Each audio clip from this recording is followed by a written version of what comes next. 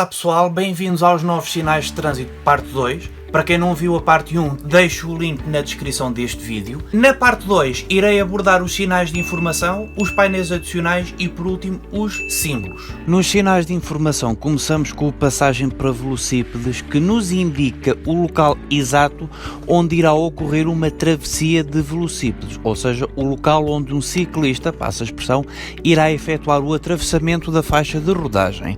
Estabelecendo uma analogia com o caso dos peões, podemos entender este como uma passadeira de ciclistas, porque o grafismo entre este e o sinal de passagem para peões é muito idêntico. Diria mesmo que é quase igual. A única diferença é que neste temos o ciclista montado, enquanto que no outro só existe o peão a atravessar a pé. Neste local de atravessamento de ciclistas pode acontecer um de três casos possíveis. Ou o ciclista atravessa a ciclovia de uma ponta à outra, ou, segundo caso, sai da sua pista e incorpora o trânsito na faixa de rodagem, ou terceiro e último caso, ao contrário, está na faixa de rodagem, sai da corrente de trânsito e passa a transitar na sua pista. Em todo o caso, na presença de um local como este, a prioridade é do ciclista, ou seja, tal como uma passadeira de peões, esta, sendo uma passadeira de ciclistas, é dever de todo e qualquer outro condutor ceder passagem a todo e qualquer ciclista que se apresente neste local com intenções de atravessar. Posto de abastecimento de combustível. Este sinal também já era usado antes, a única diferença é que antigamente não incluía a menção GPL no canto superior esquerdo do quadrado branco e agora passou a ter. As outras duas bombas, a preta e a azul clara, já se mantinham em uso. A bomba preta para indicar que este posto é dotado de gasolina e gasóleo, a bomba azul escura a dizer que este posto tem serviço de GPL para quem tenha carro a gás. Só como era confuso, muita gente olhava para a bomba azul, que raio é que é isto? Então agora com a menção GPL especificamente escrita, assim já sabem para quem tenha carro a gás, esta bomba de gasolina serve. Posto de abastecimento de combustível e com serviço a veículos elétricos. Este sinal podemos pegar na definição do anterior e acrescentar o facto de, além de ter gasolina, gasóleo, gás, tem também pontos de carregamento para veículos elétricos. Portanto, para quem tenha carro elétrico e precisa de carregar as suas baterias, já sabe que neste posto tem este tipo de serviço. Área de serviço para autocaravanas. Na presença deste sinal, para quem é fã do autocaravanismo, já sabe que, ao encontrar este sinal, tem uma área de serviço destinada a este tipo de veículos, seja para efetuar as descargas da casa de banho ou para outros serviços /trabalhos que sejam necessários. Alojamento local. Ora bem, o alojamento local em si não é grande novidade, porque já existe há alguns aninhos. No entanto, não havia nenhum sinal de trânsito que pudesse indicar, seja a nós, seja aos turistas, um local onde este tipo de turismo fosse praticado. Agora já é mais fácil de perceber os locais onde existe este tipo de alojamento. Número e sentido das vias de trânsito. Este sinal já existia antes, a diferença prende-se com o grafismo da seta que corresponde à via mais à direita de todas. A diferença é a seguinte: na configuração antiga, esta seta, e com este esquema indicando-nos uma via de trânsito que vinha de uma faixa de rodagem diferente e é naquele ponto que vai incorporar a nossa faixa de rodagem, apresentava um ângulo pouco perceptível e a própria seta tinha praticamente o mesmo tamanho das outras duas, portanto não nos ajudava a perceber muito bem. Desta vez, o ângulo desta seta é um pouco mais pronunciado e a própria seta é mais curta, ajudando-nos a perceber melhor e mais rapidamente, ok, é uma via de trânsito que vem de uma faixa diferente da nossa, em curva, e é ali que se vai juntar connosco. Via manual. Sinal utilizado nas portagens, em que, com este grafismo, indica-nos uma via de pagamento de portagens de forma manual, isto é, está lá o portageiro para nos atender e para receber as nossas notas, moedas ou multibanco. Via manual automatizada. É também uma via de pagamento de portagens, a única diferença é que aqui o pagamento só é possível ser efetuado nas máquinas. Não existe o portageiro para nos atender nem receber o nosso dinheirinho, é só através de máquinas. Via card. Este sinal é utilizado nas vias de trânsito exclusivamente destinadas ao pagamento de portagens com este tipo de cartão. Para quem não sabe, o ViaCard é um cartão específico de pagamento de portagens que é utilizado na Lusoponte. A Lusoponte é a concessionária que afeta a 25 de Abril e a Vasco da Gama. Portanto, é nestas duas pontes, para quem for detentor deste cartão, que assim já sabe que existem umas vias dedicadas a eles, a este tipo de cartão para pagamento de portagens. Zona residencial ou de coexistência. Este aqui já era visto em alguns locais de Lisboa, só que ainda não estava regulamentado. Agora passou a fazer parte do regulamento de sinais de trânsito. Este sinal indica-nos, respectivamente, a entrada e a saída das chamadas zonas de coexistência, ou zonas residenciais, como o nome dele também indica, indicando numa zona em que as regras de trânsito são muito específicas, nomeadamente a diminuição automática do limite de velocidade para 20 km/h, em vez de ser os 50, é permitida às crianças a realização de jogos em plena via pública.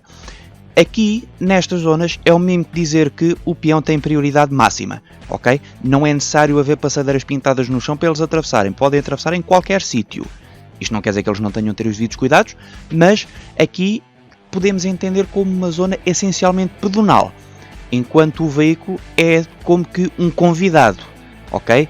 É permitida a circulação aqui de veículos por especial favor, porque isto é essencialmente para andar a pé e para andar a brincar na rua. Lomba redutora de velocidade.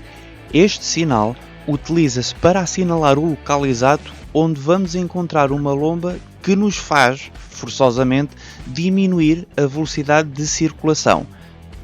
Estas lombas, antigamente, costumavam ser indicadas mediante a utilização de um de dois sinais de perigo, ou o sinal de lomba ou de pressão, só que esses sinais de perigo referem-se a deformações no próprio pavimento. As lombas redutoras de velocidade não são deformações no pavimento, são construídas a posteriori, ok? Por isso mesmo é que foi decretado este novo sinal para indicar a presença deste tipo de, entre aspas, obstáculos, ok? Não é uma deformação no pavimento, esta lomba foi ali construída, não foi a estrada que se estragou. Cuidado a aproximarem-se disto porque algumas são muito altas, portanto existe mesmo uma velocidade muito cuidada na sua abordagem. Área de paragem de emergência.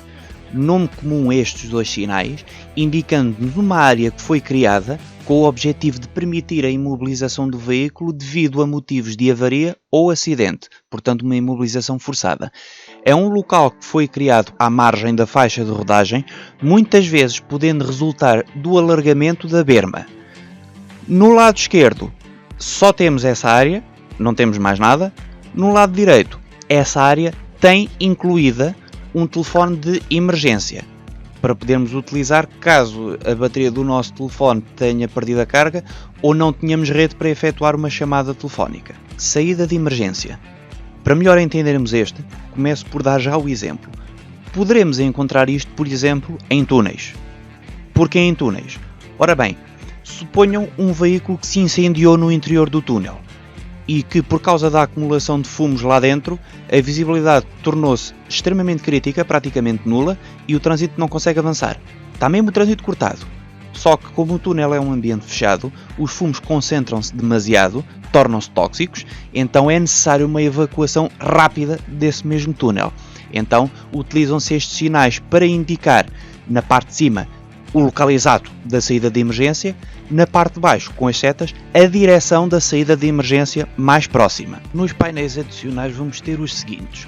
Os dois primeiros têm a ver com a aplicação da mensagem a transmitir, significando isto que, por exemplo, no painel da esquerda, representando um carrinho elétrico e a menção em carga escrita em baixo, significa que a mensagem a transmitir pelo sinal que estiver em cima só vai ser aplicada a veículos elétricos que se encontrem em carga. Por exemplo, em cima poderemos ter o sinal de estacionamento autorizado e por baixo este a dizer que naquele ou naqueles lugares é permitido o estacionamento só para veículos elétricos na condição de se encontrarem em carga, estarem a ser carregados.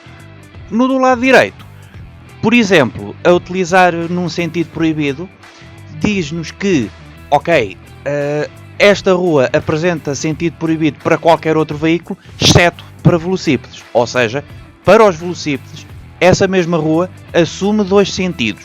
Para qualquer outro veículo, só vai ter um sentido, não nos sendo possível utilizar o outro. Estes 4 painéis destinam-se a informar que a mensagem constante do sinal colocado por cima deles apenas se vai aplicar aos veículos que se encontrem nos respectivos painéis.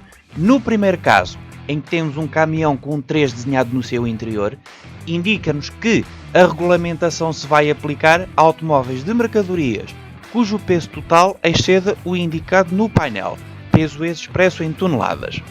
No segundo, em que temos um atrelado, indica-nos que a regulamentação se vai aplicar a caravanas e autocaravanas. Para quem não está a ver o que é, autocaravanas são aquelas carrinhas adaptadas para o autocaravanismo, portanto essas praticamente toda a gente sabe quais são. As caravanas são basicamente as relotes. No terceiro painel, indica-nos um ponto de descarga, quer para as caravanas, quer para autocaravanas, onde, grosso modo, poderemos proceder à descarga das sanitas.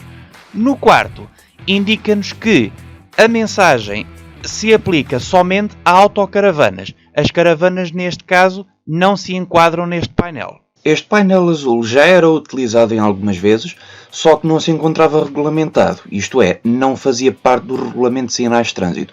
Agora já faz parte, portanto já dá para ser usado oficialmente. Ele indica-nos que, por exemplo, o local de estacionamento onde estiver colocado se encontra restrito a veículos portadores de cartão de deficiente ou que transportem grávidas ou então ainda que transportem crianças de colo. Portanto, este admite uma destas 3 possibilidades. Se tiver só a cadeirinha de rodas, era só para deficientes, mas como tem os 3 desenhos, dá a hipótese de se incluir numa dessas 3 possibilidades. Estes 2 painéis dizem respeito a túneis. O do lado esquerdo, que o poderemos encontrar, por exemplo, utilizado por baixo do sinal informativo de túnel, indica-nos a respectiva categoria desse mesmo túnel. O do lado direito, poderemos encontrá-lo, por exemplo, por baixo do sinal de perigo de outros perigos, entre muitos outros possíveis, informa-nos a existência de um túnel, bem como a categoria do mesmo. Para quem não sabe, as categorias dos túneis, que podem ir da letra A até à letra E, informam-nos sobre eventuais limitações respeitantes, nomeadamente a pesados de mercadorias, mais em concreto, aqueles que transportem mercadorias perigosas. Ou seja, começando na letra A, conforme a letra vai avançando, as restrições para os veículos de mercadorias perigosas vão se tornando cada vez mais apertadas. Painel indicador de lomba redutora de velocidade. A ser utilizado com os sinais de passagem para peões ou passagem para velocípedes, seja os de perigo ou os de informação, ou inclusivamente os 2 em simultâneo, destina-se a avisar de que essa respectiva passagem é ao mesmo tempo uma lomba redutora de velocidade. Indicador de extintor e telefone de emergência. Destina-se a indicar-nos que a área de paragem de emergência onde ele estiver colocado se encontre equipada não só com o telefone de emergência que todos já conhecemos, como também ao mesmo tempo com um extintor, caso a paragem de emergência seja motivada por motivos de incêndio no veículo. Nos símbolos que se destinam, por exemplo, a servir de complemento a indicações mostradas em sinais de direção, temos aqui estes primeiros que dão uma espécie de apoio ao utente, na medida em que, no primeiro caso, servirá como reforço de uma indicação de direção de um ponto de carregamento para veículos elétricos, por exemplo. No segundo caso, tipicamente utilizado associado a áreas de serviço, indica-nos que, no sinal de direção onde este estiver usado, além da menção à área de serviço, o símbolo permite-nos logo identificar à partida os serviços que essa área de serviço tem disponíveis, em que na metade de cima, pelas bombas preta e azul, sabemos que temos gasolina, gasóleo pela bomba preta e GPL pela bomba azul disponíveis para nós, e na metade de baixo, o carrinho com a ficha indica-nos que essa área de serviço é também dotada de um ponto de carregamento para carros elétricos. No terceiro símbolo, em que só existe uma bomba preta e o carrinho com a ficha, então essa área de serviço só tem gasolina e gasóleo, bem como carregamento para carros elétricos. Nesta não existe gás. Este símbolo aqui indica-nos um estabelecimento de ensino superior. Estes 4 símbolos destinam-se a transmitir indicações turísticas, em que, no primeiro caso do AL, indica-nos a existência de um alojamento local para a prática deste tipo de turismo. O segundo, com a casinha e a árvore verde, indica-nos um turismo de natureza mais rural, turismo de campo, no meio da bicharada toda, por exemplo. Nos 2 de baixo, O da esquerda indica um ponto de descarga para caravanas e autocaravanas, onde estes veículos poderão proceder às descargas dos seus dejetos, por exemplo, e no último caso, somente autocaravanas.